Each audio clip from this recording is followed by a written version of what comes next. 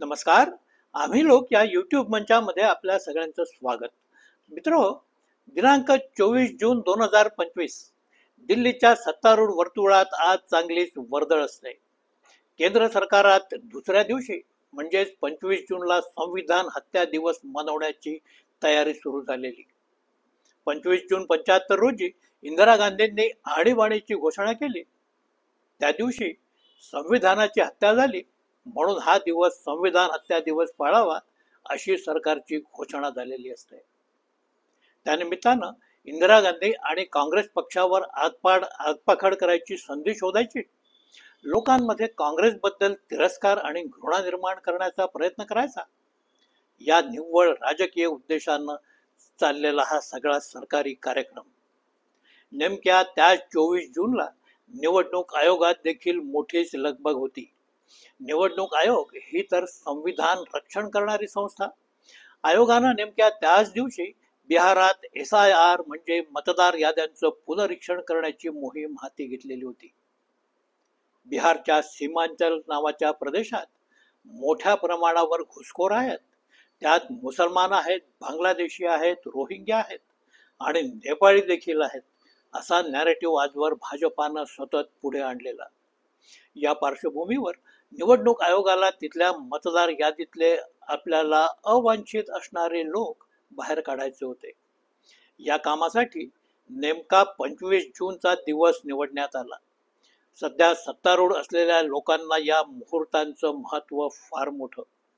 आपल्या प्रत्येक कृतीतून कुठला तरी राजकीय संकेत कुठल्या तरी वर्गाला देणं आणि आपलं वर्चस्व अधोरेखित करणं हीच या सत्तारूढांची नेहमीची शैली. बिहारातलं मतदार पुनरीक्षण सुरू झालं.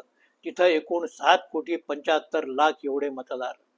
या सर्वांना हुडकून काढायचं, त्यातले मृत पावलेले, गाव सोडलेले लोक हे बाहेर काढायचे आणि मतदार यादी निखळ स्वच्छ करायची, हा आयोगाचा घोषित अजेंडा.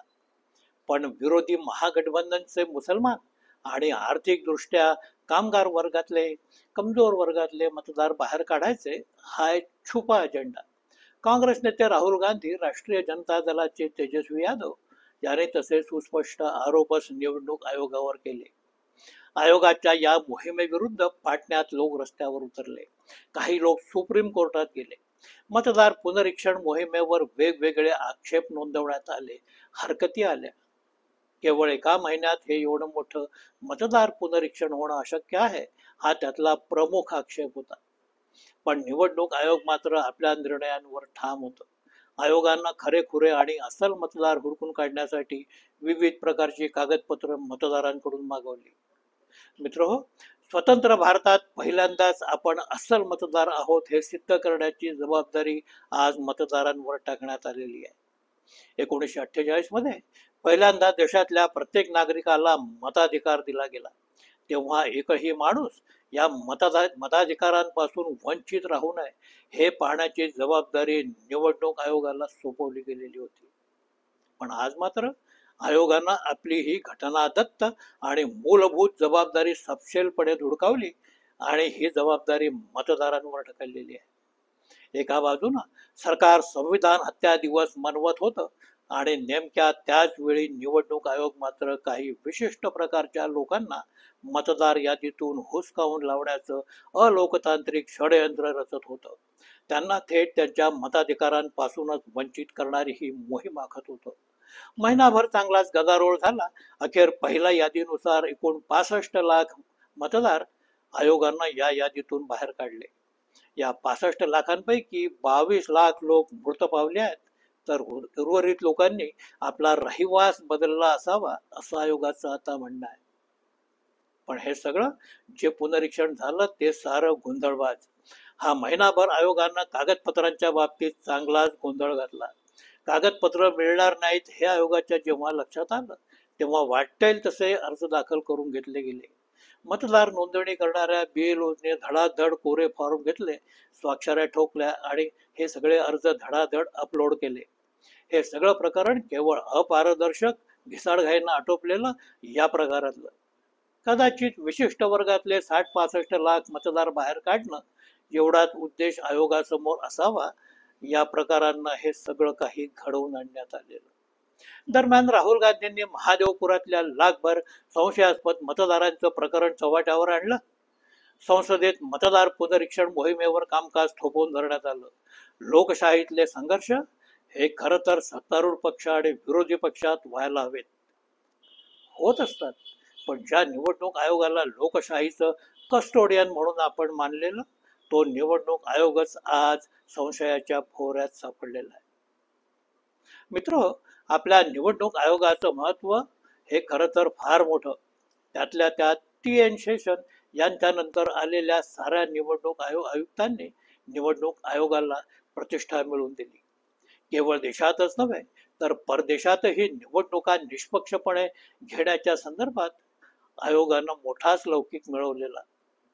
यापूर्वी जगातल्या अनेक देशांना या संदर्भात योग्य ते मार्गदर्शन करण्याचं श्रेय आपल्या याच निवडणूक आयोगाच्या खात्यावर जमा झालेलं. मित्रहो, इंग्लंड हा देश लोकशाही मूल्य जपणारा, लोकशाहीचाच देश म्हणून हा देश ओळखला जातो. पण तिथं निवडणुका घेण्यासाठी निवडणूक आयोगासारखी यंत्रणा नव्हती. 1995 मध्ये मात्र त्यांनी निवडणूक आयोगासारखी स्वतंत्र यंत्रणा उभारण्याचं ठरवलं. तेव्हा भारतात येऊन इथल्या आयोगाची कार्यप्रणाली समजून घेणं त्यांना गरजेचं वाटलेलं होतं. यावरून आपल्या निवडणूक आयोगाची पद आणि प्रतिष्ठा काय होती ते सहजपणे लक्षात येऊन जातं. पण 2014 पासून कथित राष्ट्रभक्तांचं राज्य भारत देशावर सुरू झालं आणि निवडणूक आयोगाची पद घसरायला सुरुवात झाली. आज बिहारच्या पुनरीक्षण मोहिमेवर साऱ्या विरोधी पक्षांनी मिळून आक्षेप घेतलेला आहे. त्यासाठी पुरेसा वेळ दिला जावा अशी एकमुखी मागणी आज होते आहे. पण निवडणूक आयोग मात्र कुणाचंही ऐकण्यासाठी तयार नाही. आपल्या ठरलेल्या वेळापत्रकानुसार आयोगानं मोहीम पुढे दामटणं सुरूच ठेवलेलं आहे. आपली आजवरची सारी कारकीर्द पणाला लावणारी ही मोहीम आयोगानं अशी दामटून चालवावी याचा अर्थ त्यांच्यावर मोठे दबाव असले पाहिजेत. त्याशिवाय उगाच का म्हणून साऱ्या दबावांमध्ये आयोग पुढे जाईल? होय, असंच काहीतरी निश्चितपणे आहे. मित्र, भारतीय राजकारणाच्या संदर्भात असं म्हटलं जातं की संपूर्ण देशावर राज्य करायचं असेल तर उत्तर प्रदेश आणि बिहार या राज्यांवर पकड जमवावी लागते. ही राज्य ज्यांच्या ताब्यात, त्यांना देशावर राज्य करणं कठीण नाही असं म्हणतात. आज बिहारची राजकीय स्थिती राज्यकर्त्या एनडीए साठी फारशी उत्साहवर्धक नाही. म्हणूनच कुठल्याही परिस्थितीत तिथल्या विधानसभा जिंकण्याचं आव्हान हे एनडीए पुढे, म्हणजेच माय डिअर मोदीजींपुढे आहे. सबब, बिहारात हो घातलेल्या विधानसभा निवडणुका मोदीजींसाठी प्रतिष्ठेच्या ठरलेल्या आहेत. निवडणूक आयोग आज जो काही घायकुतीला आलेला दिसतो त्याचं कारण हा सगळा राजकीय दबाव आहे. मित्र, तसं म्हणाल तर बिहारची राजकीय स्थिती ही कधीही भाजपासाठी अनुकूल मानल्या गेलेली नव्हती. तब्बल 18 ते 20% मुस्लिम आणि 15% यादव हे समुदाय परंपरेनं नेहमीच भाजपाच्या विरोधात तिथं असतात. दलित हे कधीही भाजपाला अनुकूल नव्हते. ब्राह्मण, राजपूत, वैश्य आणि कायस्थ ही भाजपाची तिथली खरी वोट बँक. या मतपेढीला मागासलेल्या आणि अतिमागासलेल्या काही जातींचं समर्थन जोडायचं आणि एनडीएची मोठ बांधायची अशी भाजपाची तिथली नेहमीची रणनीती. म्हणूनच भाजपानं तिथं नितीश कुमार यांना लाडावून ठेवलं. त्यांचं सारण आजवरचं निसरडेपण सहन केलं. आजही बिहारात नितीश कुमार यांच्याशिवाय दुसरा चेहरा तिथं भाजपाकडे नाही.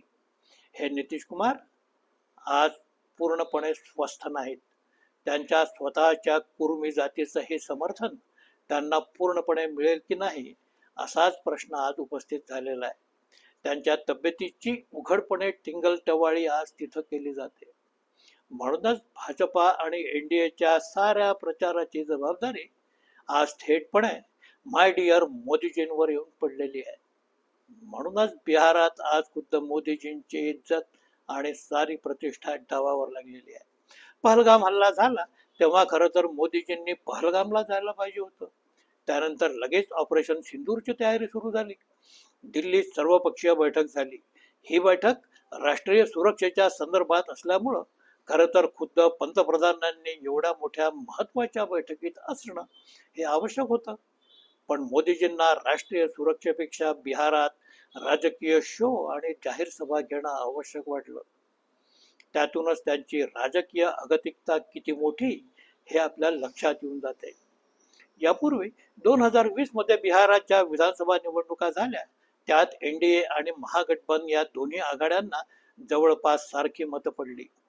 पण काही जागांवर मतं फिरली आणि महागठबंधनला विरोधी बाकांवर बसायला लागलं. या पार्श्वभूमीवर तिथं आज महागठबंधनचा बोलबाला एनडीए पेक्षा हा काकणभर अधिकच आहे. राहुल गांधींनी एसआयचा मुद्दा लावून धरलाय. वोट चोरी विरुद्धची मोहीम त्यांनी निकरानं तीव्रतेनं हाती घेतलेली आहे. पुढल्या आठवड्यात त्यांची बिहार यात्रा पुन्हा एकदा सुरू होते. थोडक्यात विरोधकांनी आज मोदीजींची चारही बाजूंनी बिहारात नाकेबंदी केलेली आहे. तिथल्या मतदार पुनरीक्षणाचा सर्वसामान्य गरीब बिहारींना फटका बसणार आहे. 65 लाख लोक आज मतदान प्रक्रियेपासून वंचित ठेवण्यात आलेले आहेत. त्यांना त्यांचा मताधिकार नाकारला गेलेला आहे. त्यामुळं केंद्रातलं सरकार आपला मतदानाचा आणि नागरिकत्वाचा अधिकार देखील हिसकावून घेत असल्याची भावना तिथं आज तयार झालेली आहे. ही सगळी अडथळ्यांची शर्यत पार करून मोदीजींना एनडीएचं सरकार तिथं आणायचं आहे. या आव्हानामुळं त्यांच्या हाती असेल ती सारी सत्ता त्यांनी आता बिहारात झोकलेली आहे. मोदीजींसाठी आपली सारी पूर्वापार प्रतिष्ठा निवडणूक आयोगानं देखील तिथं डावावर लावलेली आहे. आज मोदीजी कधी नव्हे ते एवढे अडचणीत आलेले आहेत.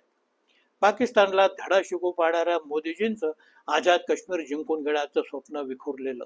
अमेरिकेनं डोळे वटारले आणि त्यांना युद्ध थांबावं लागलं. त्यात अमेरिकेनं टॅरिफचा मोठाच घोळ घालून ठेवलेला. या परिस्थितीत आज राहुल गांधींची लोकप्रियता आज सतत वाढतीये. मोदीजींच्या राजकीय कारकिर्दीचं हे अखेरचं चरण सुरू झालं आहे असं म्हणता येईल. ते कदाचित स्पष्ट व्हायला अजून वेळ लागेल, पण मोदीजींची प्रतिष्ठा आज बिहारात मात्र अक्षरशः डावावर लागलेली आहे, ही बाब निश्चित. मित्र, हा व्हिडिओ इथेच संपवतो आहे. व्हिडिओ कसा वाटला ते आवर्जून सांगा. लाईक करा, शेअर करा. पहिल्यांदाच पाहत असाल तर सबस्क्राईब करायला विसरू नका ही विनंती. नमस्कार.